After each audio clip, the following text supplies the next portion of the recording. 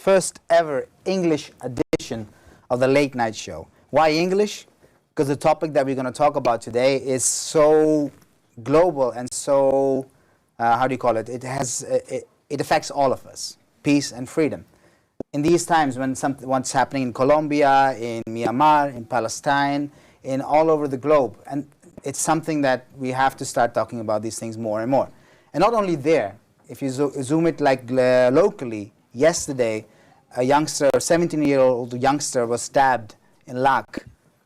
So a lot of violence going on, so I think it's important to talk about these things. I was having a conversation, and the municipality was talking to them, and they asked me, what's the link? You have international guests and you're talking about peace and freedom on global level, but what's the link with the local level? And I was thinking about it, like, okay, but why, you know?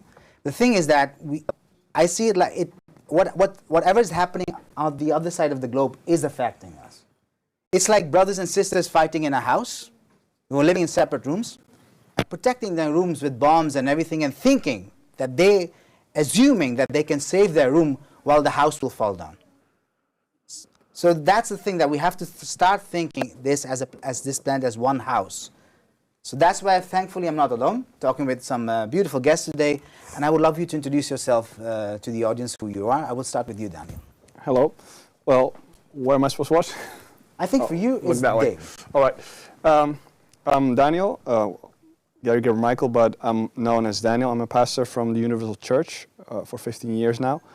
And yeah, the subject of peace and freedom is something that, as in what I do as a pastor, is something that is very essential and we speak about, because everything in life has to start with having peace and having the freedom to live that peace out.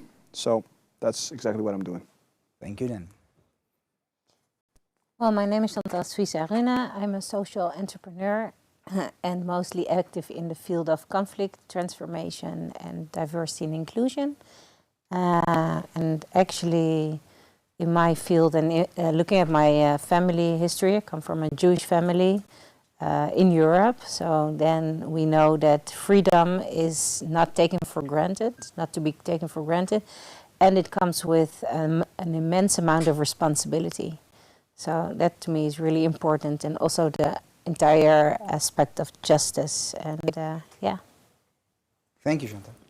Hello, my name is Dania. I come from Palestine, and I currently live in Italy for study purposes. I study human rights, and I'm a human rights activist and passionate about social justice and freedom. Also coming from Palestine, I think we endure a life where we have to always struggle for justice and freedom, and I think it is really a global concern rather than a local one. Oh, well, thank you, Dania. Well, I'm Yassir. You already know me. But I think you should also introduce yourself, because we never introduce our hosts. Well, my name is Bo. I'm the co-host from tonight, and yeah, I will be talking with our guests also about peace and what it means for me. And I think when we're in Holland, what my generation is used is to be like really free about what we say, what we do, and I have noticed that this is, yeah, getting less and less, to be honest. And we're gonna watch some street reports as well, and I have noticed it also on the street. But the opinions from the people are very different. Yeah, so I'm very curious what you guys think about that as well.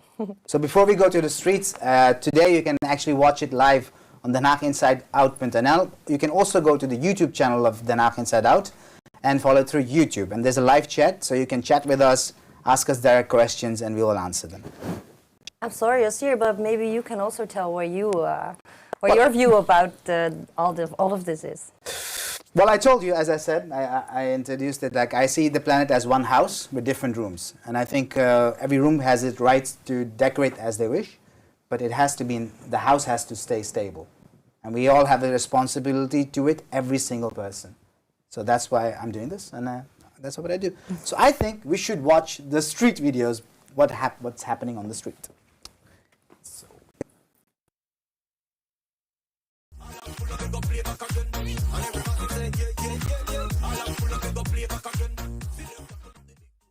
Hallo iedereen, ik ben Moos, jullie straatinterviewer. Jullie kennen me misschien nog wel. Vandaag ga ik mensen interviewen over vrijheid. En we gaan kijken of je vrijheid een beetje is aangepast. Doordat de winkels en de horeca, die zijn natuurlijk niet meer open. En de avondklok, die is weg. Dus let's go! Wat betekent vrijheid voor jou? Vooral dat ik gewoon vrij rond kan lopen en rustig winkels kan bezoeken. Wat betekent vrijheid voor u? Vrijheid, ja, jezelf mogen zijn en zelf je keuzes maken. Vrijheid, nou, doen wat je zelf wil, eigen keuzes kunnen maken. Ja, dat denk ik. Vrijheid, dat is alles. Ja, dat is een moeilijke vraag, maar ja, het is belangrijk, heel belangrijk. Dat iedereen zichzelf kan zijn en in een veilige omgeving is. Dat iedereen zijn eigen ding mag doen en gewoon vrij is om te doen wat ze willen doen.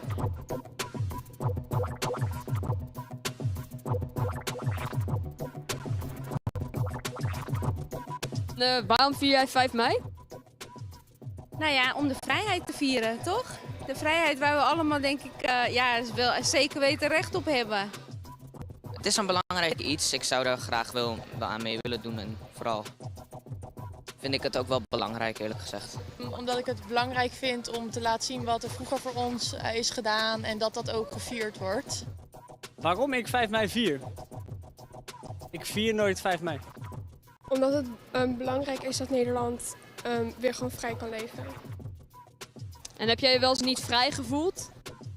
Zeker, dat was wel, ja. Ik heb me wel vakere keren wel eens niet echt vrij gevoeld, maar ik weet niet meer precies waarom. Maar ja, ik denk gewoon vaak door ja, dat er limieten zijn gesteld waarbij ik niet echt iets kon doen. Ja, absoluut. Ja, ja. Nou ja, ik ben als vreemdeling hier gekomen. Ik ben in Chili geboren, dus daar was je rond de jaren 80 niet zo vrij. Nee, eerlijk gezegd niet. Ja, sinds corona wel een beetje. Nee. Ja, En wanneer dan? als je bijvoorbeeld ergens bent en je zeg maar niet jezelf kan zijn, omdat je dan wordt afgezeikt of zoiets. Is vrijheid een recht? In mijn opinie wel. Absoluut. Ja? Ja, iedereen moet zich vrij kunnen voelen en ja, zijn eigen keuzes kunnen maken. Ik vind van wel, ik vind dat iedereen de vrijheid verdient. Dus dat wel een recht is, ja. Het is voor iedereen is het gewoon, moet vrijheid er zijn. Ja, het is een recht, ja, zeker. Ik denk het wel. Mag jouw vrijheid ten koste gaan van een ander? Daar ben ik niet zo zeker over. Het zou denk ik niet het geval zijn. Ja, dat ligt eraan. Ik vind dat iedereen hetzelfde verdient, dus dat niet ten koste moet gaan van een ander. Nee. Zeker niet, nee. Nee? Waarom niet? Omdat ik vind dat we allemaal vrij moeten zijn en niet bepaalde mensen.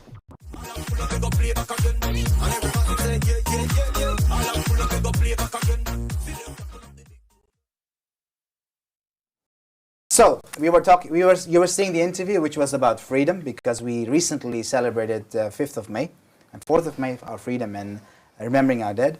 So I was wondering, what does freedom mean to you? Anyone who wants to jump in? What does freedom mean to you? Yeah, I can maybe start. I think that freedom is being able to live without the fear of, losing someone close to you, being able to live with your rights fulfilled, including like all basic human rights, like the freedom to expression, freedom of association, freedom of peaceful assembly, freedom of, to enjoy yourself without being restrained or constantly, on the fear from loss, yeah. So what she said, and to me, like the 5th of May has a special connotation, obviously because of the 4th of May, and so I feel a really strong responsibility to actually establish, keep establishing this freedom, because it's not to be taken for granted. I'm a child of basically of war children. So my mom just got born 1 year after the war, but for like the Second World War, but from a mother that came from 5 concentration camps. And my father was a little Jewish child in the war.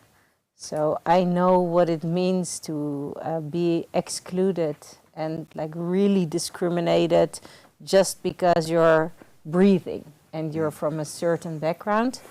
And that's why I'm very sensitive to all forms of exclusion. So yes, freedom is freedom of assembly, of speech, but like the first and foremost freedom is the freedom to be, and to be valid as any other being. And in the Dutch Constitution, we've got the first article, Article 1 of our Constitution. And basically what troubles me most, also politically and lately, the past years, is that people tend to shop in Article 1. So we're gonna protect the gays, but we're gonna bash the Muslims because they don't protect the gays. Like, for example, right? Yeah. Or we're gonna protect the Jews, and to do that, we're gonna bash the Muslims because they're not nice to Jews. Or we're gonna protect the Muslims, we're gonna bash the gays because they don't live the way we want them to live. Yeah. Like, basically, that kind of mechanisms are so wrong. It means, like, my freedom can never be at cost of your freedom. So this is, I think, what we have to protect most in the Netherlands, is that there is no shopping in Article 1. So how could we do that? Sorry, Danielle, coming just... No. She makes Get into actually a very good point. Very Now I good was just point. thinking about what she was saying. So, Would you react on that? How would you react on that? And then come back to my question later. well, I was actually still processing what she was saying because it's quite deep to give an answer right now Yeah. at the moment. I'm actually still processing what she was saying, but to not change what you said, but to add another thing on freedom, as I was thinking about this subject, is oftentimes when we think about freedom, we almost always assume it with a physical freedom. Yeah. Being free, not being in prison, not being in war. Me coming from a war background, having to flee my country at 6 years old, going to Sudan because of the war in my country. So oftentimes we think about freedom. Daniel, you're which country? You're I'm Eritrean. Eritrean. So when I was born, the war was still going on. But there's also a different type of freedom, and that is the internal freedom. You know, there are a lot of people who are free physically, but they're not free emotionally. You know, you have these stories about people that are in prison, people that are in war, but you also have the other sad part about not being free because you don't feel happy. You know, there are a lot of people who are a prisoner within themselves because of insecurities, because of depression. How are you free if you're addicted? Very good. So there are different types of freedom. You know, you have to have the freedom of assembly, the freedom of being. But there are people who have, what society would say, they have everything. They look nice, they have a good job, they have good children. And those people, they aren't free because they're locked up within themselves because they think, I have everything what I need. Why in God's name would I be depressed? Yet they are not free.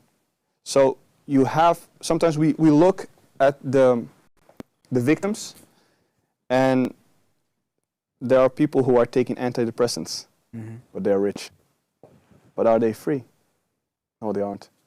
So there are different types of not being free that needs to be looked at. Can I say something about it? Because you really said about fear, and I think I can connect that also to you, to the both of all the stories. Is that what is the opposite of fear? It is love, right? Because if we don't have fear, we have love. But to go through the fear, you have to go through all the layers of yourself, which is difficult because we live in a world where we overthink everything. We need to think about everything, and we need to give meaning to everything. But why? Because then we're fighting through it, and we live in the fear. But once we can get over that and start to see the bigger picture and leading us by God or by love, we can get out of that. Well, if I may respond to that, Yes, please. I don't want to take all of the things. I thought about as well is to value something. To value something, you have to know the price of something.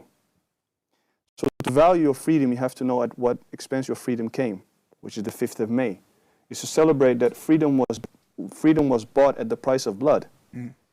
What we have was given. What we have was conquered. We enjoy today the fruit of other people's labor, right?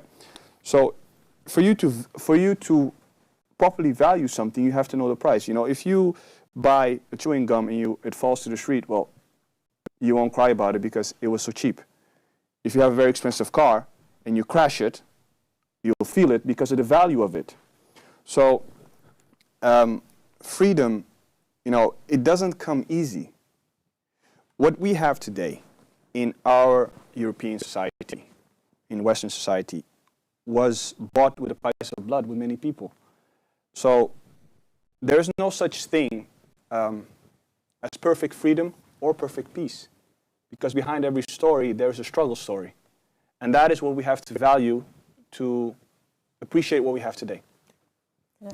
There was something I wanted, sorry, you wanted to respond on that? I just wanted to say, like, to see the light, you first have to see the dark. Because if you're not aware with the dark, you cannot be aware of the light. So you have both sides. Like, because, okay, so Martin Luther King says this amazing thing, right? That, like, it's a famous quote. You can't fight darkness with darkness. You can only fight darkness with light. You can't fight hatred with hatred, but only with love. And if you even visualize it, like, even spiritually, like if you have like a blazing light day and you come there with your little candle, it doesn't have much impact. But if you come to a 100% dark room with your candle, it will illuminate the entire room. So you need to go to where it hurts, where it's dark, where it's difficult. That's one thing. And I think what even combines us, even I don't care if you believe in God or humanity or you're Christian or Jewish or Muslim or. But like the golden rule basically says like you should love the other or your neighbor as yourself. And somebody once asked like a Jewish scholar, like, can you summarize the entire Torah standing on one leg? And he says, like, love thy neighbor as thyself. Go on and study. The rest is interpretation. And the good thing about that is it's the most powerful message. But nobody thinks the next step. First of all, you can only love your neighbor if you love yourself. Yeah. Because if you don't love yourself, you don't have any love to give, which is difficult. The second part is it's easy to love your neighbor if he looks, smells, thinks like you. But if your neighbor is the complete opposite of everything you believe in and stand for, now then try to love your neighbor. Mm-hmm. And I think that's the ultimate stretch that everybody should try to make. Exactly. Yeah, I have something to add also on what you've reflected on. I think, the problem with today is that we tend to think that freedom is exclusive to certain people at the expense of others.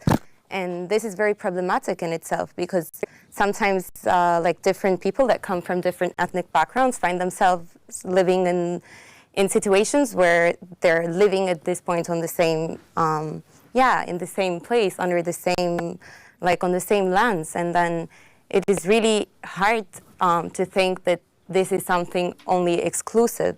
I think like freedom is, first of all, to be free, you need to be free from oppression, free from occupation, free from, this exclusive sense of nationalistic thinking. And then only then people could really think to foster love, to foster connections, and to look beyond. Because if we're always thinking very in a nationalistic sense, in that approach, I think it will be, really difficult to accomplish peace or freedom. On that note, hold on a note, thank you very much for all your opinions. We have a very nice person who also, Eddie is his name, is an amazing person. And he also has these questions among their youngsters. And his video is called Eddie's 60 Second. And I am sure we will also learn from him now what his youngsters said about this question. So let's see Eddie's 60 seconds.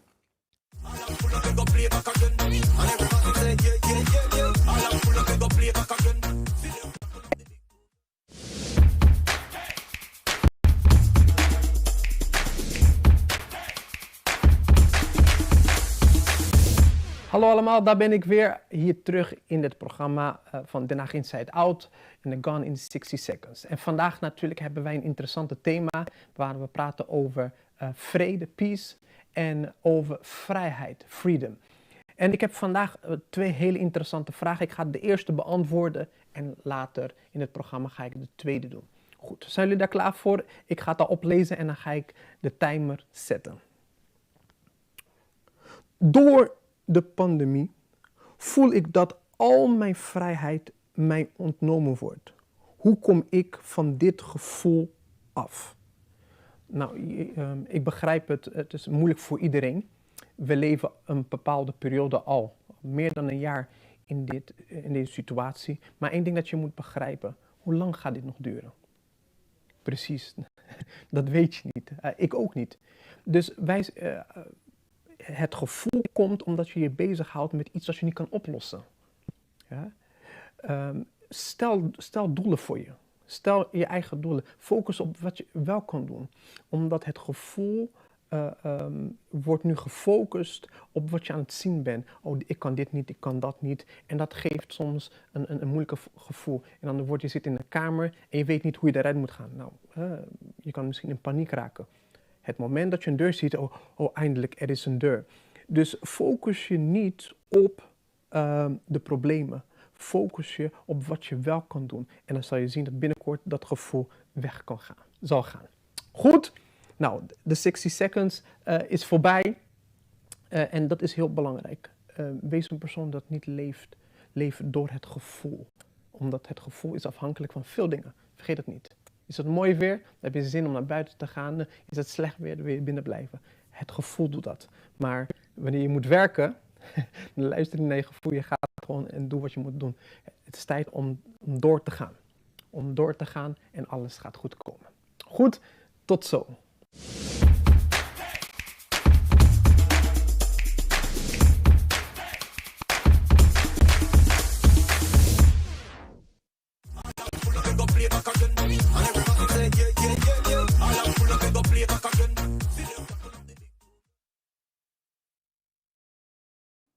Thank you, Eddie. We love you very much. If you guys want to see what's Eddie doing, please Facebook him at Jeveo.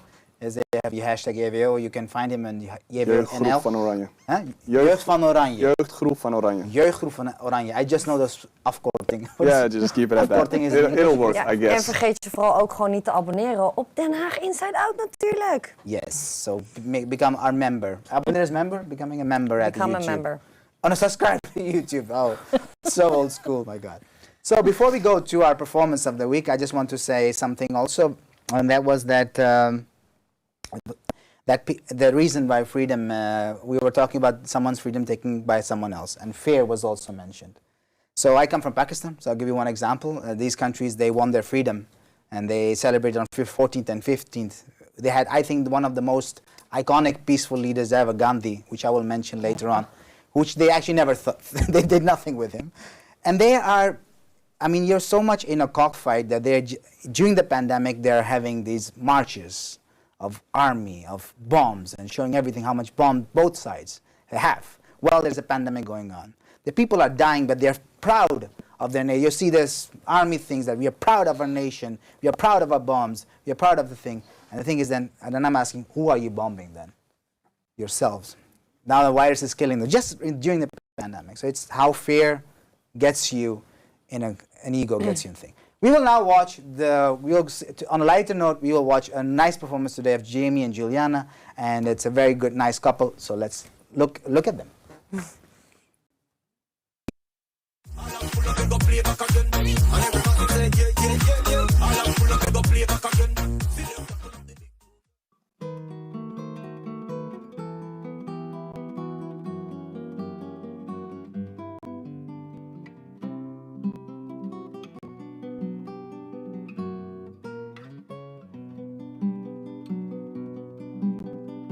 Si se calla el cantor, calla la vida, porque la vida misma es todo un canto. Si se calla el cantor, muere de espanto la esperanza, la luz y la alegría. Si se calla el canto, se quedan solos los humildes gorriones de los diarios. Los obreros del puerto se persignan. ¿Quién habrá de luchar por su salario?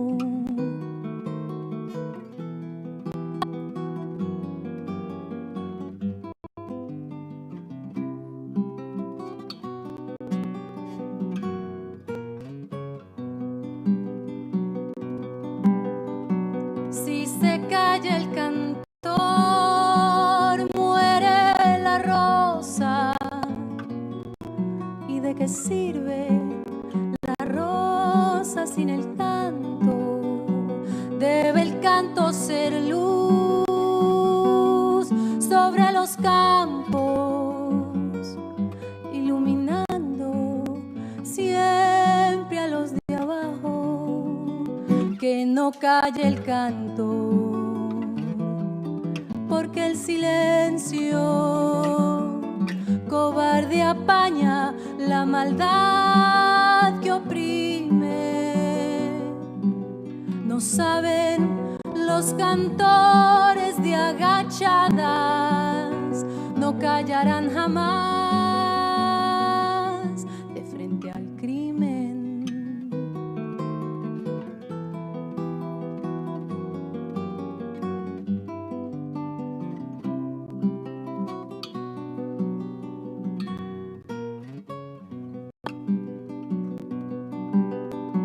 Si se calla el cantor,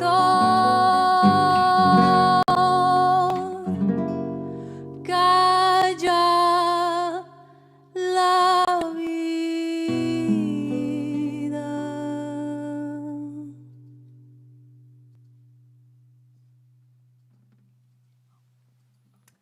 Si se calla el cantor van Horacio Guarani. Het is een heel belangrijk stuk voor mij en voor ons. Het betekent als de zanger zwijgt. En het spreekt over het belang van cultuur, het belang van kunst. En de verantwoordelijkheid van de muzikanten om een stem te vertegenwoordigen die niet gehoord wordt. En om rechtvaardigheid, om altijd voor rechtvaardigheid te staan en tegen onderdrukking. En dit is een ontzettend belangrijk stuk geweest in de geschiedenis van Latijns-Amerikaanse muziek. En het is nu relevanter dan ooit door de situatie waar we in leven. Het volgende stuk is Canción de las Simples Cosas. Het lied van de simpele dingen. En geïnterpreteerd, bekendgemaakt door Mercedes Sosa. Een van de grootste stemmen van Latijns-Amerika. En ook dat is weer heel toepasselijk. Want het is een lied, een ode aan de kleine dingen in het leven en hoe kwetsbaar ze zijn en hoe erg we moeten zorgen voor ze en of ze moeten passen. De kleine dingen en zoiets kleins als de bladeren van een boom die in de herfst vallen. Dat soort dingen, dat alles vergankelijk is en dat we daarom heel bewust moeten zijn van ons leven en de dingen die we koesteren. Canción de las Simples Cosas.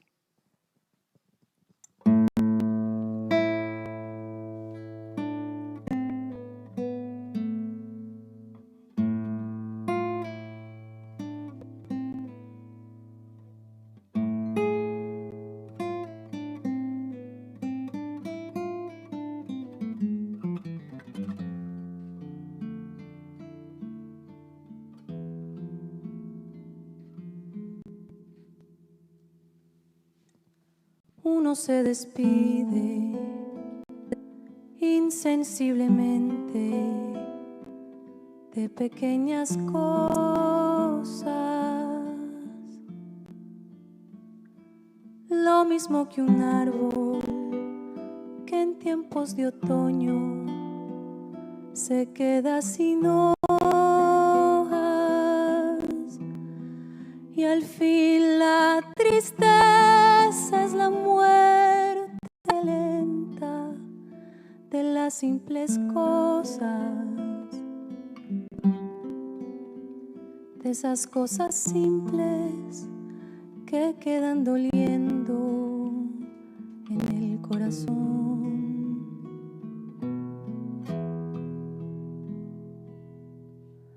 Uno vuelve siempre a los viejos sitios donde amó la vida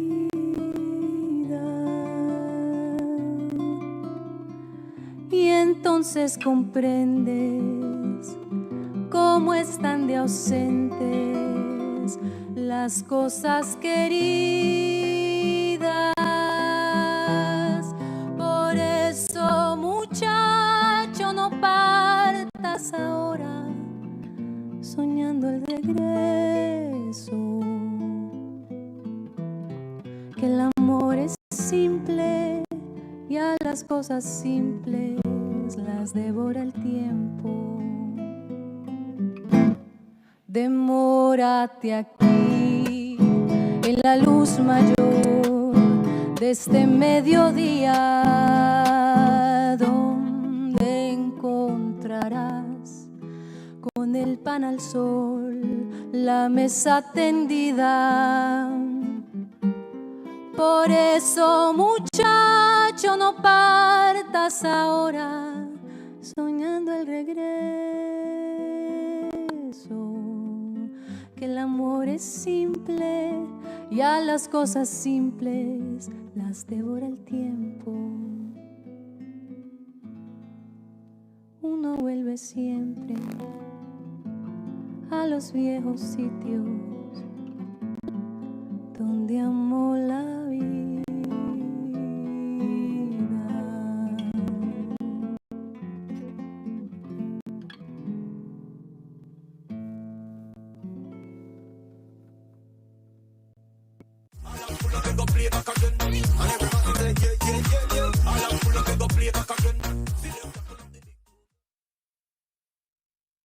Yes. So welcome back. We're gonna now on the second part of the talk, which is about peace. You are all from different religious background, and all the religions that I have met are talking about peace. But why is the reason then we are tearing each other into pieces and using religion as an excuse? Nicely said. Could anyone elaborate on that? Well, I talk too much. You can talk this time. No. You can go, please be. Well, yeah, I think religion never comes in the form of like inciting violence or inciting hate against the other. I think it's the way people perceive religion or interpret it, or the way they institutionalize it in forms that, yeah, like that incite this like otherness, this hatred towards the other. But it's never really the core meaning of what religion is. And if we were to properly understand and actually practice religions the way they were, you know, like actually brought to life to be practiced, things would have been different. Because I think religions can be used as political instruments to achieve, to achieve power, control, and to oppress people.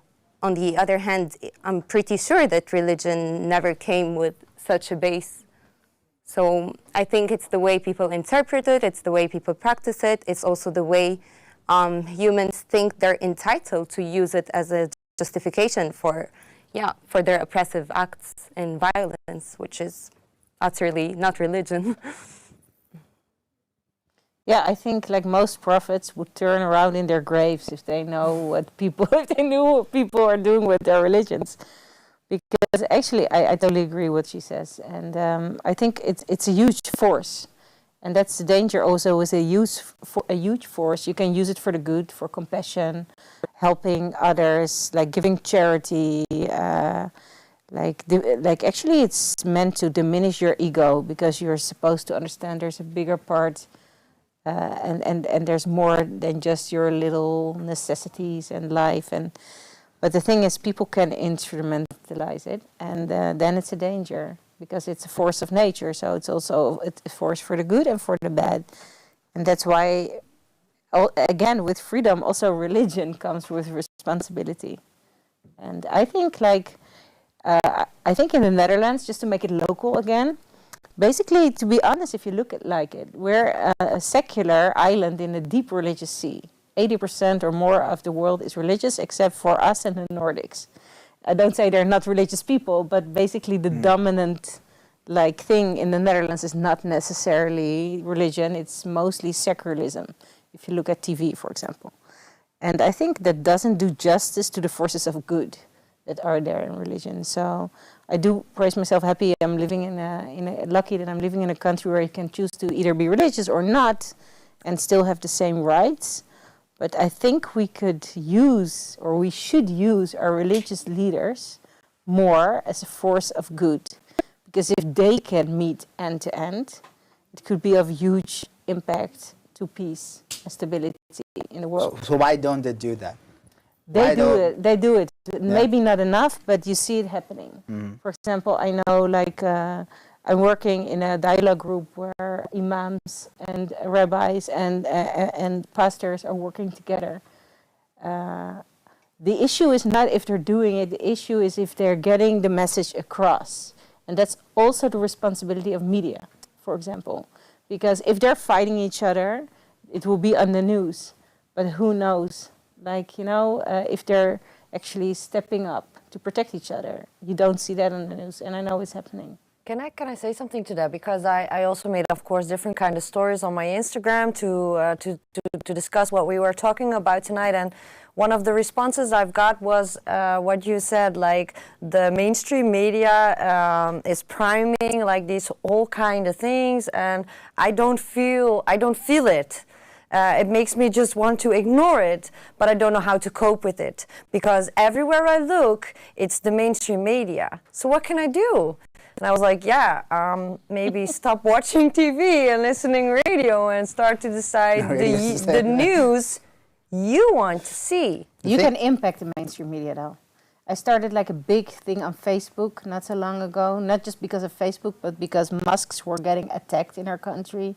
Like they were set like on fire and there were like serious threats saying like all Muslims should be killed like the Jews in Auschwitz, which I think is horrible. In Netherlands, you mean? In the Netherlands, yeah. And true. then I got the rabbi of my synagogue and myself as the president of the dialogue committee. I wrote a letter to all these mosques and all these people, like we're with you. If they want to do that, they have to first cross the Jewish community. And if a lot of people see that, and a lot of people of your community step up for another community, at some point the mainstream media will wake up and be like, whoa, wait, what's happening there? And it was a newser. I want to ask a question, maybe because I'm curious. Is it the media? Because media sells what people want. So apparently people want blood. Yes. Aren't people violent then? Because it's something I see in the news constantly is violence, violence, violence. Because violence fascinates though. Because if you will look at something like sports, people are fascinated with boxing. Not because the one boxer is going to recite poetry to the other boxer. They want to see him knocked out. So there is a blood desire in people. You know, you look American football. People love it. They have thousands. You look at football. You know, you can't have a sissy defender. So yeah, like violence sells and sex sells. That is what is known. And though people are civilized, there is a blood-hungry need somewhere in there. So everybody wants peace, but are we willing to let things go for peace? You know, with what you want, there is a price. Are you willing to pay that price? People want something, but they don't want a price. And that's where it stops. To get onto your story, to add on it, because the boy that got stabbed yesterday, 17-year-old boy in Laak, we were talking about in the car with Jordi, who is one of the guys working here, you will see him, that the rap also now is, he was talking about the trap music, was it rap? Drill? Drill, yeah. Drill which rap. is about, you know... Oh God, did I know that? Which is about stabbing. It's constantly saying stab, stab, stab, you know, staker, staker, staker. And it says, and we're having a discussion that if you're hearing that whole day, of course you want to stab. And that's exactly what happened to that boy.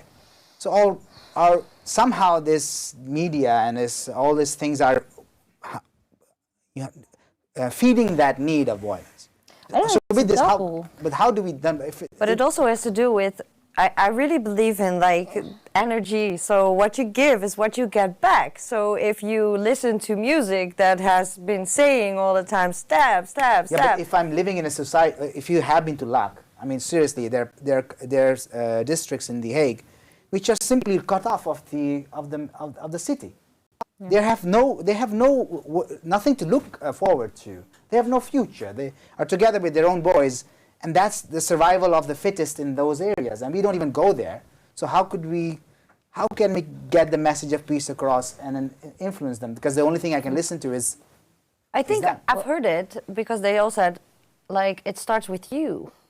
But how? But also if I need help, how can you need also to give them perspective. For example, there's some projects that that work with people that are like on the fringes, or that are homeless, or that went to prison. There are programs for that, And as a society, it's our responsibility to give opportunities to those that don't have the opportunities because they're from good families or they have network or whatever. So it is our common responsibility to make sure these children or these youngsters have perspective. Now, I don't think this drill music helps because it's really popular and it's really scary and they don't understand yet what maybe what the impact will be of stabbing. Like, I don't even know if they realize they might take somebody's life. At the same time, when we were listening to the Beatles and the Stones, like the Vietnam War happened and that didn't really go peaceful during all the I love you, yeah, yeah, yeah. So I don't know if it's just music. No, I'm just giving an example that it does add, of course, but it doesn't help. situation. It doesn't help. And I think like words do matter, right? Yeah. Words do matter. So it's more about role models than about music. And if these drill rappers are the role models of these youngsters, and this is what they're saying, they're gonna this is follow how them. they act. So I think this generation calls for new role models, like doing the right thing and making healthy choices should be cool. But then you need cool people to tell them. So I think we underemphasize how important role models are. And role models that look like them, that talk like them, They can that relate they to can them. identify with. Yeah. Identifiable role models. It's very important to use the influence, like what she said. We can talk about it, and a lot of people, they talk about it and complain about it, but we'll go back to what you're doing about it. And sometimes people, they limit self with what they can't, but if you start with what you can. We want to see peace big, but everything that is big starts off small. You can't deny that. A small influence today can have a big impact later. And that may sound like some sage wisdom cookie type of thing. But, if we can influence one person, that can influence another person, that is how you start the change. That is how you start the change. The change that we want for 10 years from now, has to start today. And of course, you're fighting against the current. You're fighting against television with music and news, with a lot of things. But if you see a boat and there are 300 people drowning, you can't save them all, sadly. But who can you save? So, yeah, it's sad when we hear these things about the 17-year-old boy who got stabbed to death. But as also said, sometimes you don't hear about like a young boy who was in prison and who was turning his life around. Yeah, exactly. We have to hear the sad, the tragic, so we have to realize how much work we have to do, but we also have to hear about the positive so we can see the change and be motivated. And that is important for us to be motivated, but we have to also influence, whether that is from the Muslim community, from the Jewish community, from Christian, from the human community. From the human community. Role models everywhere. Yeah. Exactly. And I think you need to make it obtainable. Because not everybody's a pastor or a kick-ass human rights student or a community leader or whatever. But the thing is, so if there's a big fire of injustice or hurt or whatever, or poverty, like I always say, like, let's say there's a big fire and you only have a teaspoon. You feel like you cannot fix this, you cannot like do anything. But if everybody takes their teaspoon, together you can finish the fire. So you also need to be aware that even your little drop matters the world. You're not just a drop in the ocean, you're an ocean in a drop. Thank you very much. I'm just going to, because my technique is say something. What do you guys want? Because I cannot hear it. Huh? So I think we're going to the street interview. Yes, thank you. So I went to the street with Moos and we asked people about what peace means to them, and we're just going to see.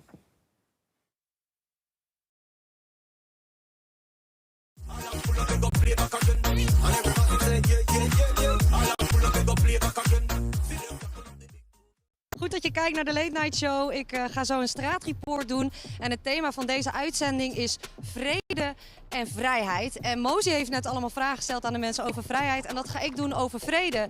Want wat betekent vrede nou eigenlijk voor mensen? Wanneer ben je vredelievend? En wat kunnen wij daaraan doen? Zodat mensen meer vrede hebben voor elkaar. Dat soort vragen ga ik stellen. Dus ga je met me mee?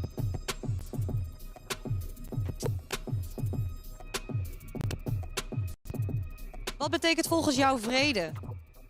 Oh mijn god. Vrede. Ja, geen ruzie, nergens ruzie. Gewoon iedereen relaxed gewoon. Veel. Ja, ik vind wel dat vrede, ja, het is wel belangrijk natuurlijk. Nou ja, respectvol naar elkaar omgaan en elkaar accepteren. Ja, een samenleving die goed met elkaar om kan gaan. Elkaar accepteren, er voor elkaar zijn, lief zijn voor elkaar, dat soort dingen. Dat de wereld gelukkig kan zijn en dingen als hongersnood opgelost zijn, dat er geen oorlog meer is in de wereld. Dat zijn eigenlijk dingen die voor mij heel belangrijk zijn. Ja, het heeft best wel veel betekenis, vind ik. Gewoon, ja, dat iedereen gewoon blij, gelukkig is en ja, dat er geen oorlog is, zulke dingen, denk ik. Ik denk jezelf kunnen zijn en niet bang hoeft te zijn voor de mening van anderen. Ja, het betekent wel veel. Voel jij vrede in je eigen leven? Ja hoor. Jawel, ja. Ik wel, ja. En hoe uitzicht dat dan? Door vrienden en familie en ja, gewoon liefde voor elkaar hebben eigenlijk. Ja, ik heb allemaal lieve vriendinnen, lieve familie, dus ik voel heel veel vrede om me heen. Ja, eigenlijk wel, want ik heb het vergeleken met mensen die het wat minder goed hebben, heb ik het wel heel goed. Ja, wel. Ja, ik denk het wel. Ja, denk het wel. Door lekker in je vel te zitten. Ik denk dat wel proberen gelukkig te zijn en ja, geluk halen uit de dingen die je doet. Ja, zeker wel. En vind je dat Nederland een vredig land is? Ja, als je vergelijkt met andere landen wel. Het gaat niet perfect, het gaat nergens perfect. Dus er kan zeker wel wat veranderd worden. Ik vind dat Nederland wel een vredig land is. Ik denk ook dat hier in Nederland heel veel mensen wel netjes met elkaar omgaan. Soms kan het wel beter, vind ik. Maar ja, ik denk dat we wel een voorbeeld zijn ook voor andere landen waar veel oorlog is en dat soort dingen. Deels. Ik vind dat er in Nederland toch nog veel racisme is. En wat net ook gezegd werd, veel gepest. Ja, ik denk het wel. Het kan denk ik met meer vrede, maar ik vind het op zich wel een vredig land. Ja, ik denk dat je hier best wel goed jezelf kan zijn en niet heel bang hoeft te zijn over wat andere mensen van je denken. En ik denk dat dat wel echt wel een soort stukje vrede kan geven. Op dit moment, jawel, is wel vredig, ja. Ik denk weer gewoon naar jezelf kijken en gewoon mensen accepteren en hun waarde laten. En dat je dan een heel eind komt. Oeh, dat is een moeilijke vraag.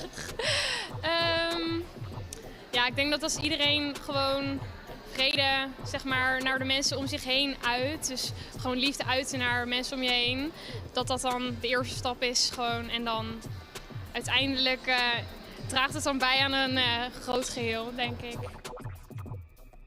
Meer vrouwen in de politiek. Eigenlijk dat landen niet zo heel egoïstisch doen, want iedereen is heel erg op zijn eigen economie. En ervoor zorgen dat zij het heel goed hebben, terwijl ze eigenlijk niet echt nadenken over wat kunnen wij betekenen voor andere landen. Meer samenwerking misschien nog met elkaar. Dat je meer samenwerking, gewoon iedereen meer gelijk kansen of zo. Dat die dingen voor vrede. Dus ja. Praten. En ik denk dat als mensen met elkaar gaan praten meer en meer open kunnen zijn, dat dat echt wel een stukje zou helpen.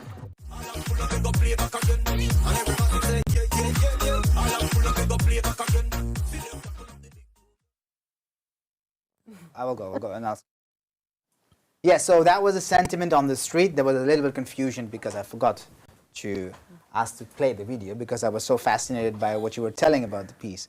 Something you said triggered me about the spoon, that if everyone has one spoon, we can, put off the fire. How, and anyone can answer, how can we make sure that everyone gets that spoon? I'm really curious about what you like to say.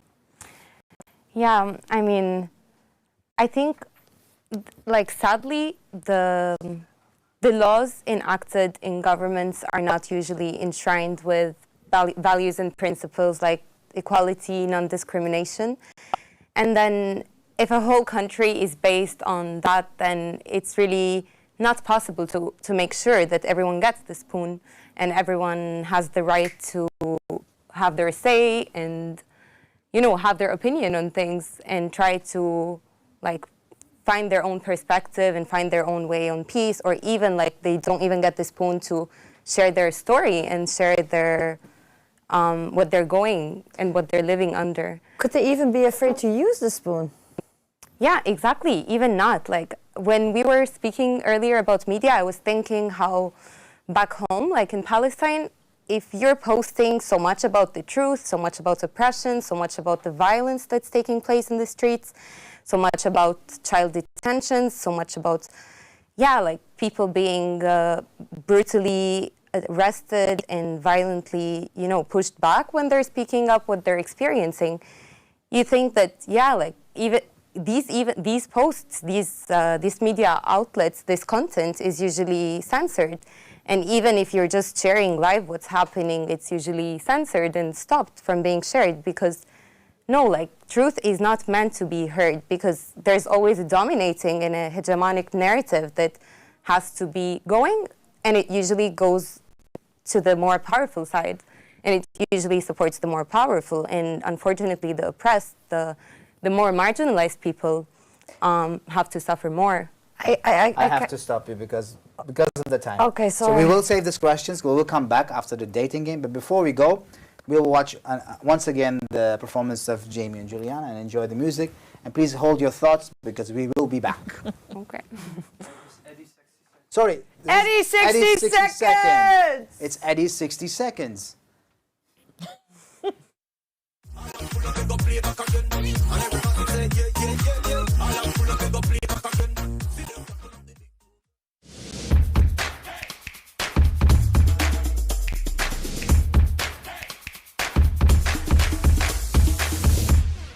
Goed, daar ben ik weer en met een hele andere interessante vraag over vrede. Althans, wereldvrede.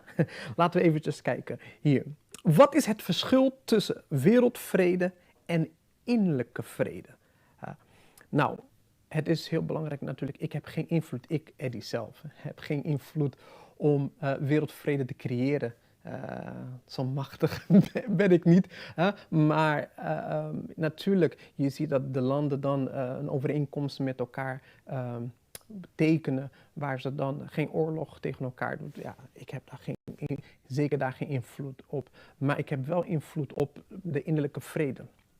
Hoe kan ik nou eigenlijk innerlijke vrede hebben? Ten eerste moet ik eventjes kijken, wat haalt mijn vrede weg? Waar word ik telkens boos op? Wat brengt mij frustraties? Hoe kan ik dat oplossen? Het moment dat ik dat kan oplossen, of dat oplos, automatisch creëert dat innerlijke vrede. Wat zijn mijn bezorgdheden? Wat veroorzaakt dat ik niet kan vergeven? Als je dat oplost, dan werk je aan iets dat je wel invloed hebt. Deze innerlijke vrede. Goed, dat was de 60 seconds voor vandaag. Voor deze week heb je een bepaalde vraag, kan je dat sturen naar denhaaginsideout@gmail.com en de vragen zullen dan bij mij terechtkomen. En dan volgende week zal ik weer jouw vraag beantwoorden. Dus welke vraag heb je? Is het een leuke vraag, een rare vraag, een moeilijke vraag? Probeer het en wij zien dat volgende week in het programma Den Haag Inside Out. Wil je andere vragen, of heb je andere vragen, of wil je ons volgen? Nou, dat kan gewoon op YouTube kan je gewoon op Den Haag Inside Out gaan, klik op abonneer en dan krijg je elke week een melding zodat je het kan terugzien. Is goed? Een fijne dag verder.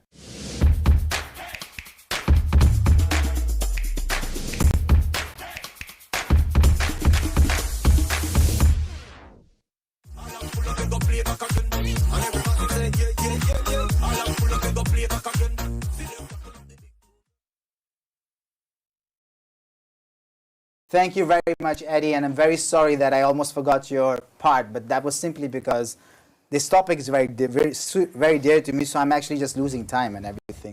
We have still 2 minutes for a question, and you wanted to ask something. Yeah, I wanted to talk about the things that are being censored, because you tell me that in Palestine that it's been happening, and just when you were watching the video, we discussed about that we have noticed that since the pandemic, that people have been censored on their social media. So I got texts from people on the Instagram like, all the things that I have sent to somebody, all my history is deleted. And it happens to a lot of people, like even when they post something about how they feel or how they look or what their opinion is, they get censored.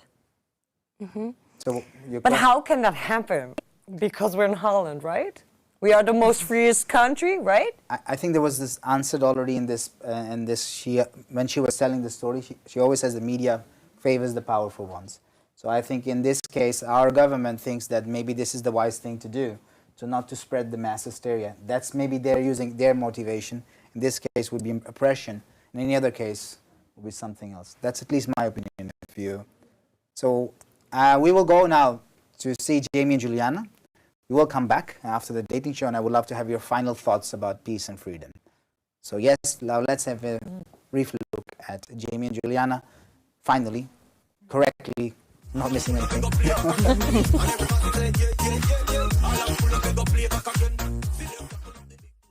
Een van de thema's in onze muziek, de muziek die wij uitvoeren, is altijd gebaseerd op het maatschappelijk belang en de maatschappelijke boodschap van de muziek. Ik kies er daarop uit. En het is ook een ode aan het continent waar ik zelf vandaan kom. Ik kom zelf uit Colombia en uit Curaçao. En dit is muziek die mij sterk heeft beïnvloed en heeft gemaakt tot de persoon die ik nu ben. En ik denk dat dat deels ook geldt voor Jamie. Misschien wil jij kort vertellen over jouw ervaring daarin? Zeker. Mijn vader is geboren in Suriname. En mijn moeder is Indisch, Nederlands opnieuw. Ja? Ja, goed zo. Ja, mijn vader, hij is geboren in Suriname en mijn moeders vader komt uit Indonesië en haar moeder uit Nederland. Dus ik ben een mix van koloniaal verleden. En de muziek die ik heb meegekregen is niet per se Zuid-Amerikaanse muziek. Wel wat Surinaamse muziek, maar veelal soul en funk. Maar later ben ik meer affiniteit met deze muziek gaan voelen. En zo hebben we elkaar ook leren kennen op het conservatorium. We studeerden allebei Latijns-Amerikaanse muziek. En voor mij was altijd de drang om verhalen te vertellen van andere mensen die een minder bevoorrecht bestaan leiden dan ik in deze tijd en in het verleden. En ik heb ook mijn scriptie daarover gedaan, over de maatschappelijke functie van de kunstenaar, van de artiest. En daarin ben ik allemaal verhalen tegengekomen. En een van de meest indrukwekkende die ik heb gevonden is Luchin van Víctor Jara. Víctor Jara was een vrijheidsstrijder, zou je kunnen noemen. Hij was dichter, kunstenaar, hij schreef muziek, hij schreef boeken. En hij heeft het liedje Luchin gecomponeerd naar aanleiding van een uitje die hij met zijn leerlingen van de universiteit deed naar de armste wijken van Chili. En daar ontmoette hij een klein jongetje van 3 die in zijn eentje buiten aan het spelen was in een vieze luier. En het was gewoon een heel sterk beeld van armoede, hoe dat eruit ziet. Een kindje van 3 alleen in de kou, aan zijn lot overgelaten, want zijn ouders moeten werken om te kunnen bestaan. En hij, in zijn onschuld, hij heeft natuurlijk nog niet door in welke positie hij geboren is. Hij is gewoon een kindje van 3. En hij speelt met zijn omgeving, hij speelt met de modder, die hem uiteindelijk natuurlijk ziek maakt. Hij speelt met de straathonden, met de katten, met alles wat in zijn omgeving is, een kapotte bal. En daar gaat het lied over. En het is geschreven in heel veel onschuld en liefde, maar het toont een hele harde realiteit van armoede. En hoe Víctor Jara dat vermengt met elkaar in dit stuk is heel bijzonder.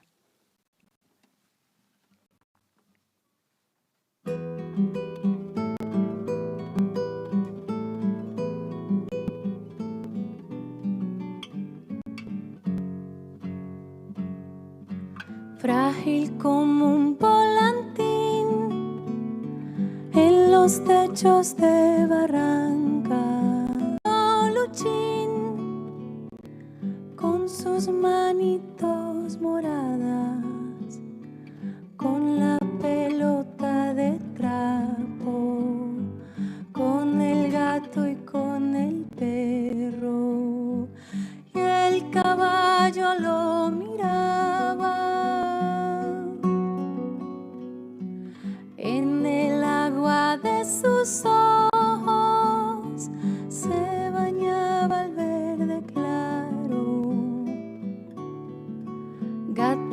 su corta edad, con el potito embarrado, con la pelota de trapo, con el gato y con el perro, y el caballo lo miraba.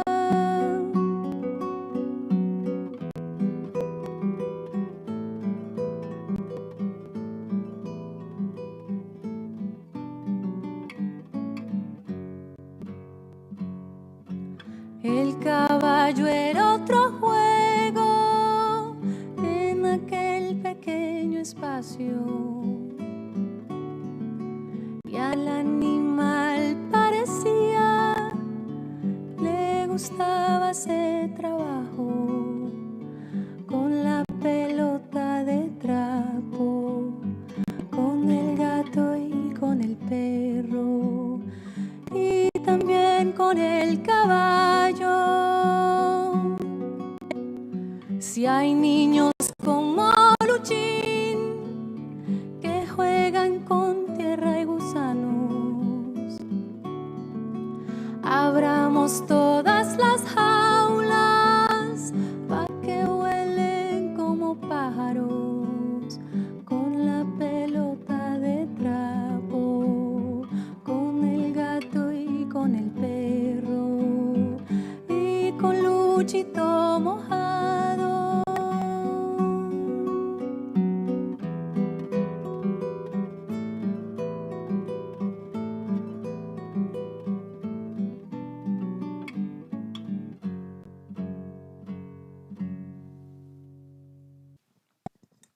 Dat was Lucien.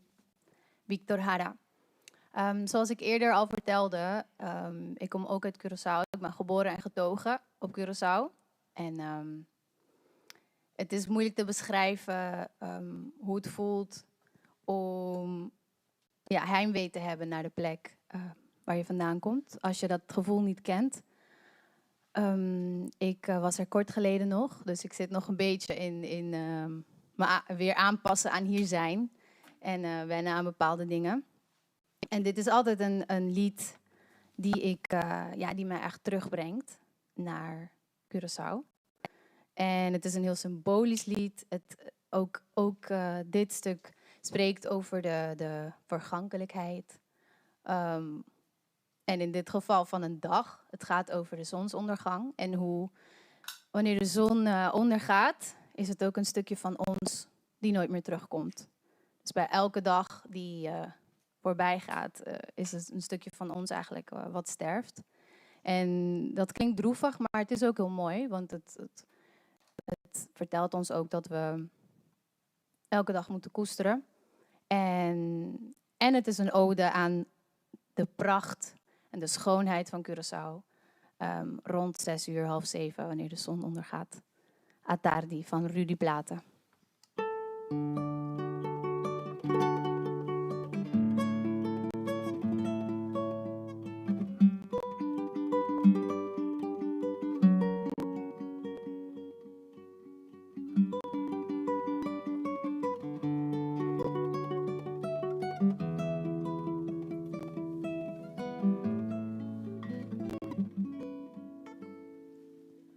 A tarde, cor sol, tá bonita. Ora que o solo tá barra. Ora turpara tá canta. Feliz promeco não vai sossegar. A tarde para cante playa. Gozo ta llena nos alma, taparse nos isla tahalu rosea, peyama e dia yo, pero a tarde também tem tristeza, hora dia ta llega a su fin, ta manera parte de nos ta yendo y jamás nos lo volveré miré.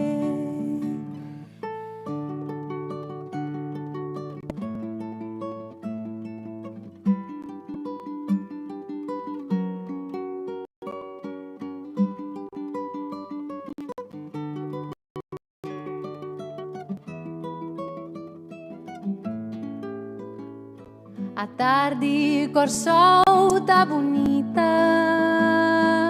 ora que o solo tá baja, ora turpara tá canta, feliz promeco não vai sossegar.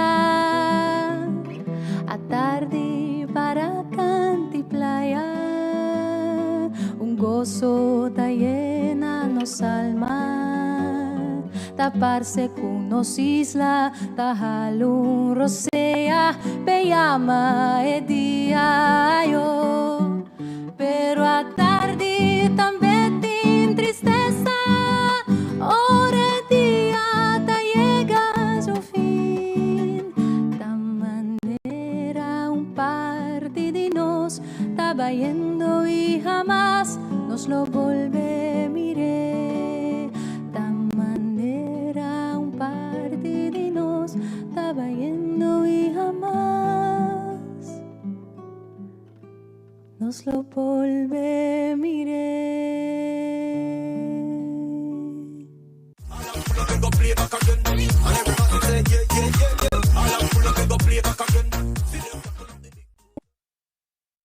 No, right? Welcome to the late night show, and we are now starting with the favorite part of the show, the dating game. Today, we have a great bachelor in the studio, Joseph. Hello. Joseph, how are you? I'm good, thank you. You told me I had that the you same love at one fashion, point because I was saying you something, I are was like, what into am I pussycats, saying? But then I'm wine, just go with it. dancing, Yeah, but I really... Italian. You love pizza, you're an open person, and you're basically a creative person and a crazy person packed in one. Correct? Yes. Yeah. That's the description of myself. Yeah. So, what kind of girl are you looking for today? Well, tough question. I don't know, like a little bit Dutchy, maybe. A little bit Dutchy. We have got 3 beautiful bachelors for you today to choose. You chose not to be blindfolded, so you will doing live swipe. I will ask them questions, and you will just choose one who you think as the one. Okay. Is the right one. After this, you cannot talk anymore. Just when I ask you. Okay. All right? So I cannot talk anymore? Not Since until now. I ask you something. All right. Yeah? Okay. Are you ready for your bachelorette? I'm totally ready. Bachelor number 1 is our own host. She hosts here. She is a very talented girl, and she is a little bit Dutchy. Give a big applause for Gina. Gina. Welcome, Gina. Hello. Gina, you're number 1, so you will be there. Okay, sorry. Number 2, she is a chef, used to be sous chef. She is now very much into Bond movies. She's super cool, loves drinking, wine, beer, whatever. Give a big applause for Emily, our favorite Bond lover. Welcome. Our third bachelorette is Masha. She's an account manager with fabulous, as she describes, a fabulous account manager from Amsterdam, also Dutchy. You will see Masha. Masha, welcome.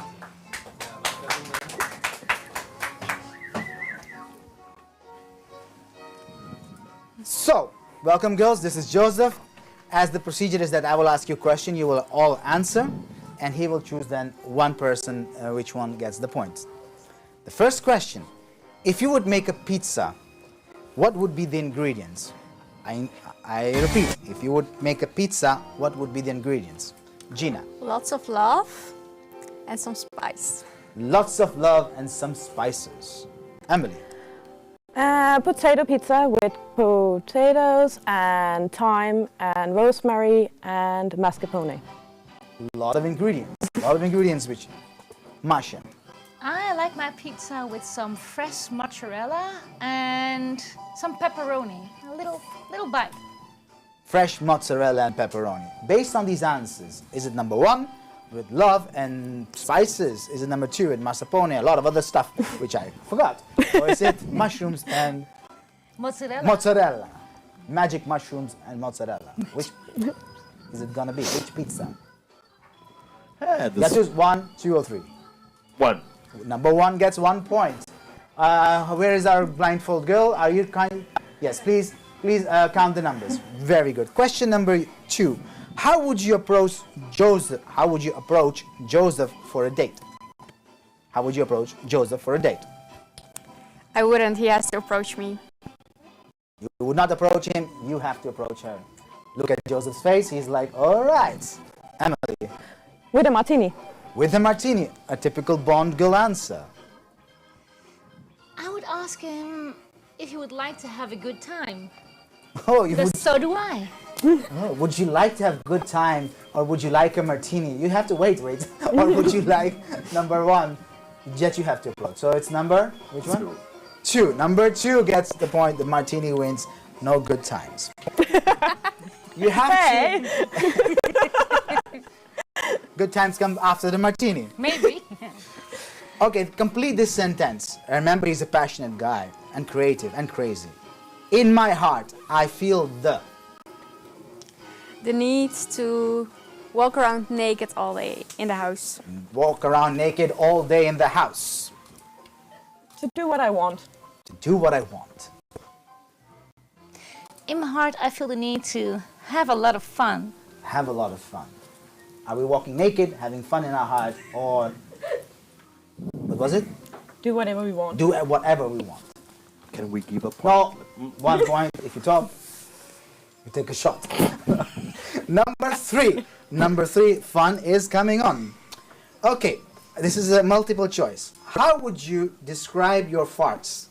A, a silent grenade. B, a strangled balloon animal like or C, thunder crack. So I will repeat the question. How would you describe your farts? A, a silent grenade. B, a strangled balloon animal. Or C, thunder crack. Okay, I would just like to tell everyone, girls don't fart, we don't poop, that's a myth. What? But Poop. it is a myth. So Happen. The bathroom, the toilet near the kitchen would disagree. but I would say A, but remember girls, it's just a myth. We don't do anything of that gross stuff. A silent grenade. I go with B. B, a strangled balloon animal. Can I go with option D, like a polite toot? No. Polite toot. Really good. So a polite toot, how do you call it? A strangled balloon animal, or is it a silent grenade? Not a strangled balloon animal. A strangled balloon animal it is. So this one is an active role. We will play Madonna's Vogue. He likes fashion. So you see this camera in front of you. You can just walk to the carpet there, to actually this line, the one there, and you strike a pose. You strike a pose, right? From there. From there, sorry, that camera. That camera, wrong, that one. From there to... No, from there to this line, Okay. to that camera. And we start with number 1. And that's it. Keep to that line. This That line. line. This Oh. one. Or the carpet line or that line? The carpet line. Strike the pose.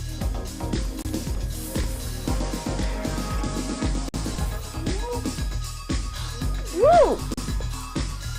Actually voguing. Thank you very much, Emir, for the nice tunes on the back. Thank you, Madonna, for this. So, based on these poses, which pose did you like? Stroke the heart, stroke the chord in your heart. Number 3, strike a pose. That one is good. Next one, as I said, Joseph likes cats, so please make your best pussycat sound. And be creative and original. Meow. Very creative, very original. Good.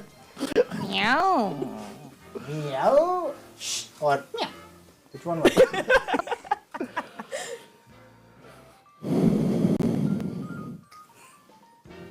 We have a time. Shh, it is. Number 2 gets the point. Okay, what is your favorite destination and why? Italy excluded. Ooh. What is your favorite destination and why? Italy excluded. Bulgaria, because I'm Bulgarian, I was born there. And it's such a beautiful country with great food. Very good. France, because I lived there for 2.5 years and I love the food, the wine and the people. Food, wine and people in France.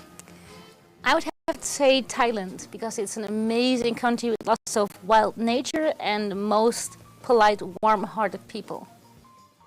Thank you. So we have choices between Thailand, France, and Bulgaria.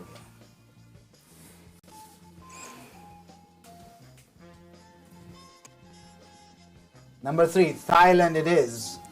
We know where the dating game is going ahead. Afterward is the question, what is your favorite place in Italy and why? Florence. It's really beautiful. The food is great, the people are great. Piemonte, because of the wine. Piemonte. Good. I would have to say Rome, I think, because I've been there before and I love the amazing culture and history it has to bring. Thank you. So you had choices between Rome, Piemonte, and you were Florence. Florence. Florence. Florence? Florence. Florence it is. So this is going to be a contest. Joseph loves to dance. He will show you how to do it. Then you have to follow up. We will watch for the tunes. Joseph, get ready. Please. And please there. And there, that's the camera. That one. That one. Can I talk? What I have to, this camera. Just you have to follow me, right? Yeah. Okay. Are you able? Nope.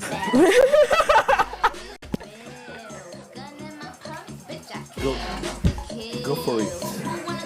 Number 1, follow. We can keep the going on.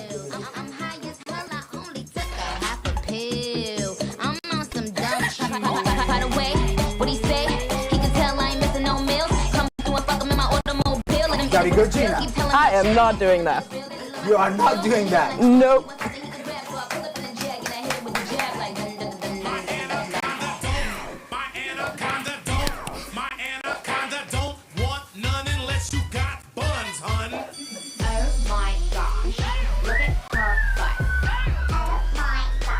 Thank you very much. Thank you very much, Amir. Thank you, contestants. Based on this performance, which one was more like yours?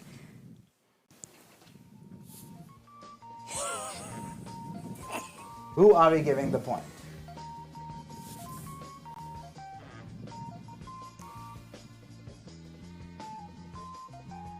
Number 1 wins. Number 1 wins. Next one is tell Joseph something cute in Italian. If you don't, just improvise.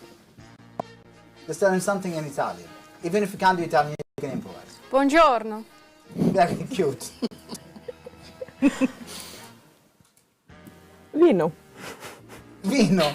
You have to tell him something like it's buongiorno vino.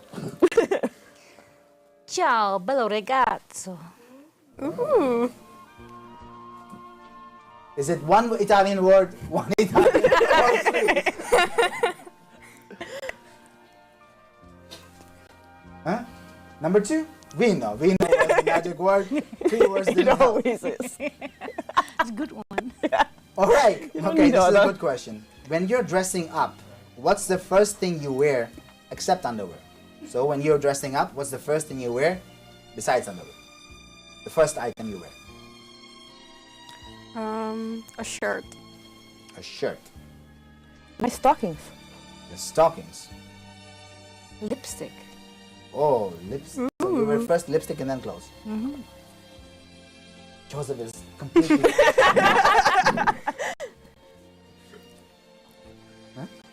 Why? Why do you wear stockings first? Why do you do lipstick first? And why do you do... I forgot what you had. Shirt. Shirt. So why do you wear the shirt first? Because I think the top is more important, so I choose shirt and then I choose like a skirt or pants. It has to match with my shirt. All right. I always wear dresses. So by always like taking on the underwear first and the stockings, then you can always change around with the dresses and figure out what you feel like wearing. I like colorful lipstick, so whatever color I like to wear, the rest just has to match. Now you got the answers. Based on that, the lipstick wins. Point goes to you. Another one to complete the sentence. A man is nothing without his woman, and a woman is nothing without her A man is nothing without her woman, and a woman is nothing without her Husband's credit card. husband's credit card. Her friends. Her friends. Her man. Her man. Is it credit card, friends, or man?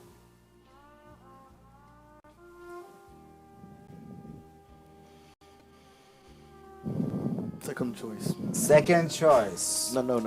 Not second. I mean, they have to give us another answer. You I have don't to- like none of them. Okay, you have to give one more answer. So this was not cool enough. So again, a man is nothing without his woman, and a woman is nothing without her Purse. purse. Grandmother. Grandmother. Self-esteem. Oh, self-esteem. Very good, very good. It's gonna be better. I'm not gonna do number three. Number three. The final one, the final assignment. You're gonna sing. We're gonna put on the screen Bella Ciao. The one who sings Bella Ciao, very good. You can improvise. We're gonna do it with you, and we're gonna just sing Bella Ciao. No. No. Yeah, it's, No. we're gonna No. try. You can try. You can improvise. You can make it up. We will start. Waiting for Bella Ciao to come.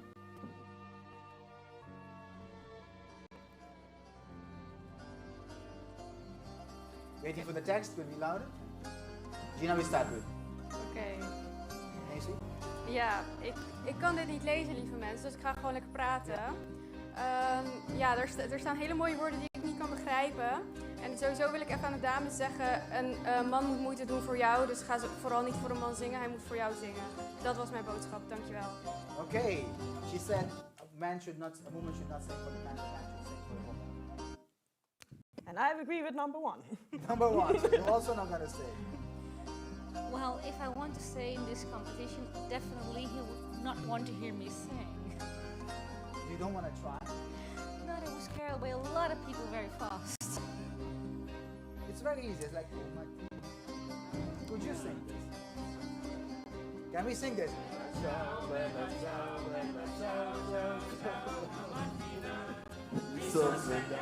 This says Yakko.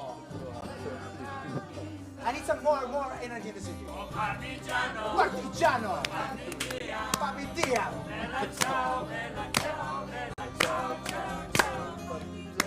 Come on, I need more sound. Very good.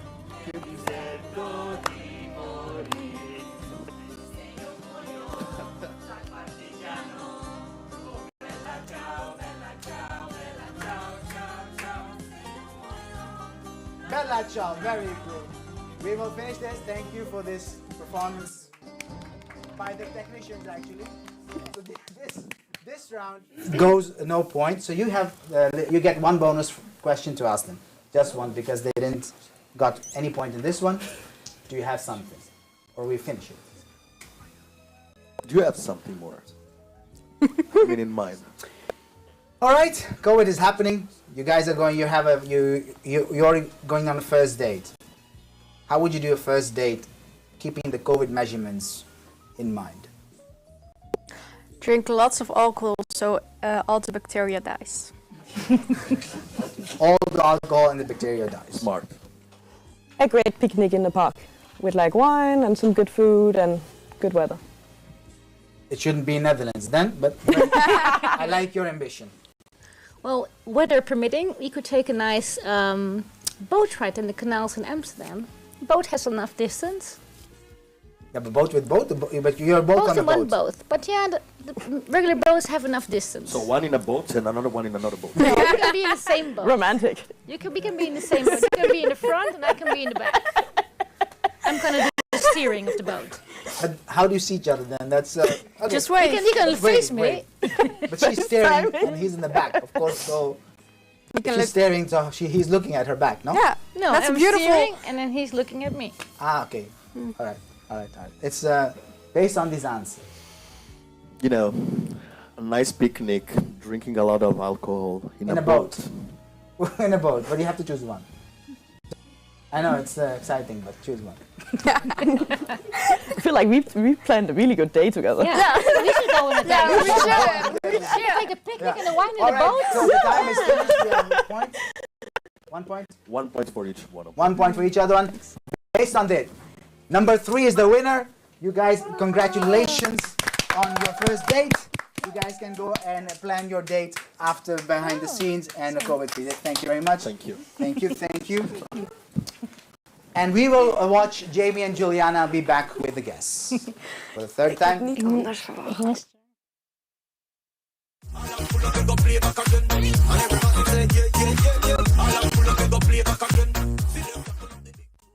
Als laatste heb ik uitgekozen om Ni toda la tierra entera te zingen, omdat dat op dit moment het best vertegenwoordigt hoe ik me voel. Het is gecomponeerd door Isabel Parra, de dochter van Violeta Parra, een van de grootste componisten van Latijns-Amerika. De bekende componist van Gracias a la Vida, die wereldwijd bekend is geworden. Haar dochter Isabel moest op een gegeven moment weg uit Chili en immigreerde naar Parijs. En dit lied spreekt over hoe geen enkele plek op de hele wereld ooit in de buurt zal komen van haar plek. En ja, dit is ook verbonden aan het vorige liedje voor mij, omdat het dus spreekt van een nostalgie en een heimwee naar jouw thuis. En dat kan een plek zijn op aarde, of het kan een gevoel zijn, het kan een persoon zijn. Dat kan iedereen voor zichzelf invullen. Voor mij is het alle drie. En het beschrijft heel mooi hoe het voelt om ver weg van je land te wonen. En sommige mensen denken soms dat dat gelukzoekers zijn, mensen die immigreren. En begrijpen soms niet hoeveel pijn daar soms mee samenkomt. Dus om ook een beetje meer begrip te tonen voor de ander en te begrijpen dat iedereen intern met dingen struggelt waar je misschien niks van af weet. Ni toda la tierra entera.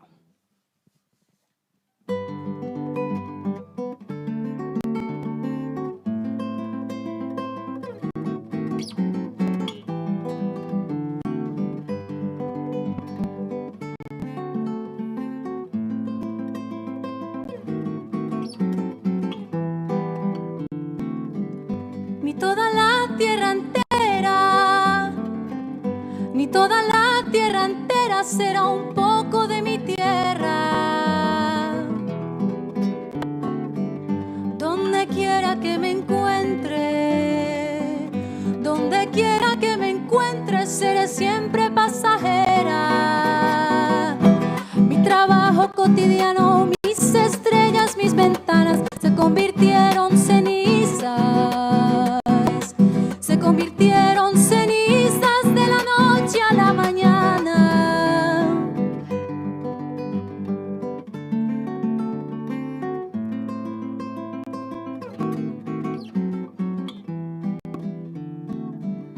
Puedo hablar, puedo reír y hasta me pongo a cantar. Pero mis ojos no pueden. Pero mis ojos no pueden tanta lágrima guardar. A pesar de lo que digan, no me olvido, compañero, de que el pan que me alimenta, de que el pan que me alimenta siempre será pan ajeno.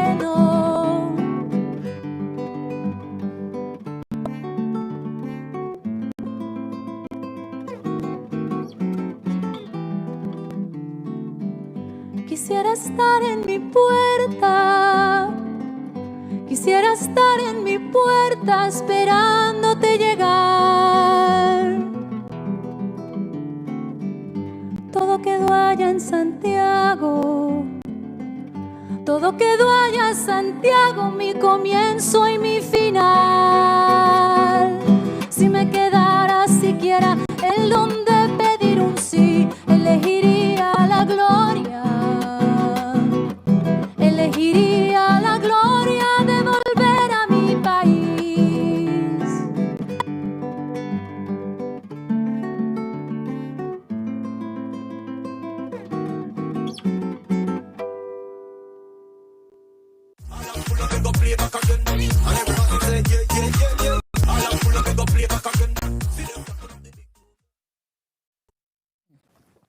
Welcome back to the Late Night Show. Welcome back, dear guests. Before we talk about the last few words, we have an item in our show that we give free giveaways. And one of the things that we are promoting a lot is the International Summer Week. It's an experience in which you are in Sardinia, in Italy, with almost 200 international people from all around the globe. So there's a lot of intercultural experience. You share a lot of happy moments with each other, and I think it's a true way of peace building. So a once-in-a-lifetime experience. It's a one-in-a-lifetime experience. And we're giving away to this audience, if you're between 18 and 27, and you think someone is, and so you can give it to someone else, actually. So you have to send us email or a telephone number and tell them why this person deserves to go on to Sardinia to International Summer Week. I highly recommend it. It's really an experience you will not forget. So let's see the Summer Week.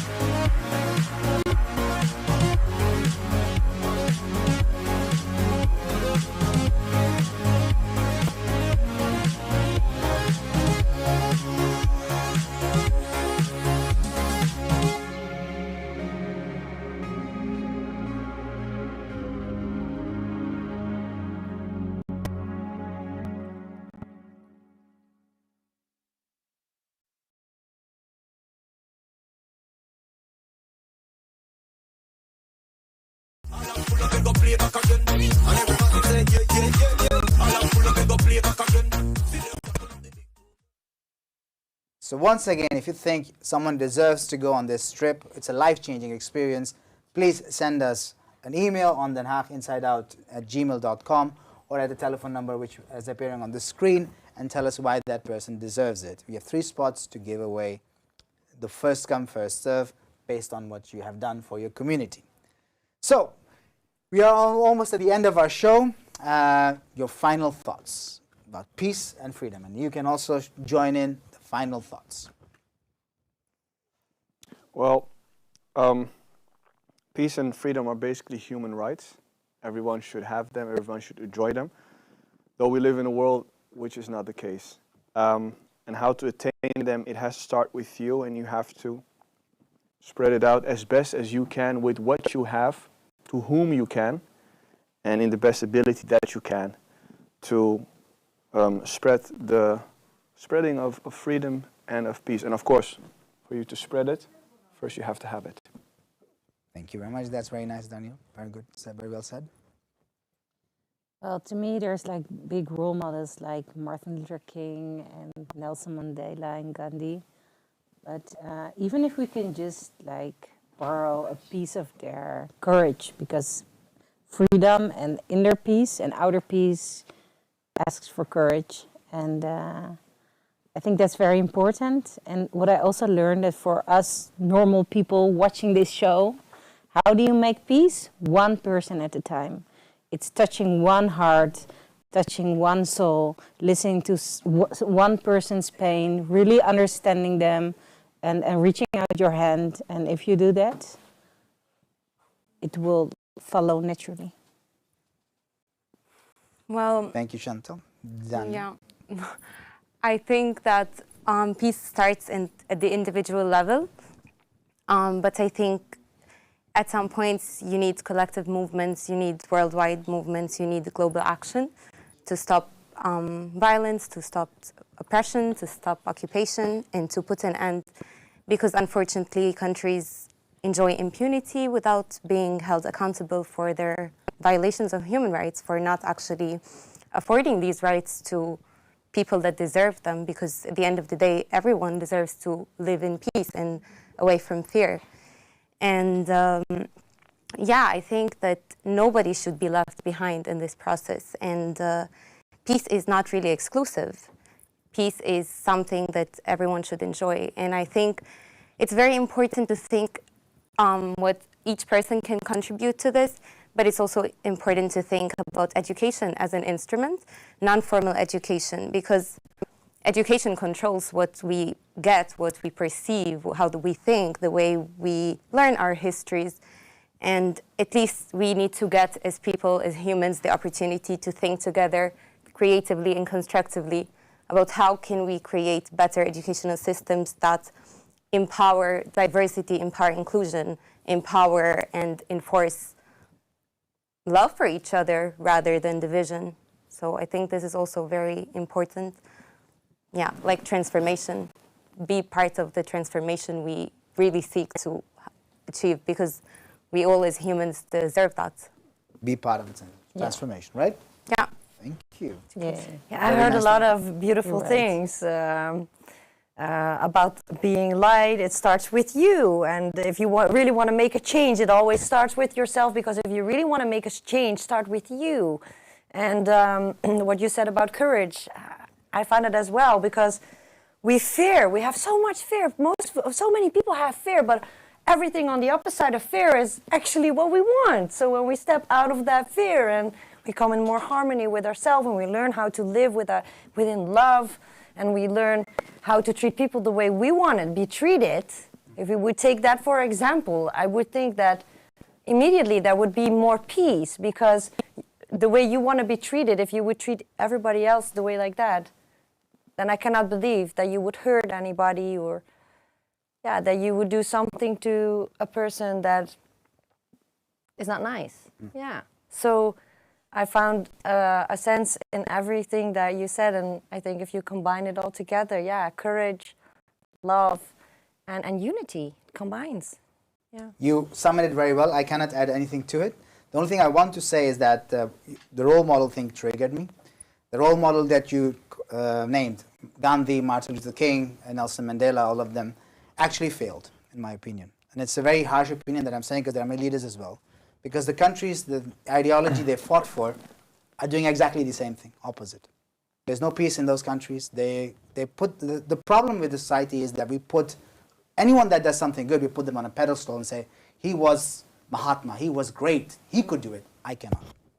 So instead, you have to become that role model. If we are not doing, they fought for us, they fought for that peace, they gave us the tools to do it, and we put them on a pedestal, we throw away the tools, and we say them, they were holy. Mahatma Gandhi was holy. Holy gave him. He was a normal man. He gave you a normal tool, like, you have to fight the society, you fight against the things they stand for, if you want to make a change. He gave away the cloth. He was a lawyer, he gave away the cloth. Simply just to wear that, just to say, because that cloth was a symbol of oppression in that country. He shows us the way, and what we do afterwards, they got the freedom, they go back to war, they go back to showing bombs, both of them. So we need to we need to just put role models not on a pedestal. We have to become the role models. We have to follow them. We have to put all our teaspoons together. Yes, because to unite. But what Yassir says is right. It's really hard to attain that level. So if people would just understand that they have their teaspoon to contribute, and some have a bigger spoon, and some have a bucket, but all together, we can change the system. Exactly. So let's take our teaspoons, buckets, and everything. We will go and we will make this change. Hopefully you will also take your spoons and tea buckets and everything. Follow us on denhaag Inside Out, and else you can watch this show again on YouTube and Vimeo channel. If you couldn't watch it now, rewatch it. Share it if you like something. And yes, hopefully one or two people we could able to touch. I think then we succeeded. If it was one person, then it was worth it. And thank you. Thank you very much, my guest. Thank you, beautiful technicians that you will never see, in the camera people will never see. Exactly. A lot of work is being done. And the people that are watching. Yes, and thank you very much for watching. We love you very much. And that was the show. See you next time on next Friday. The topic will be social media.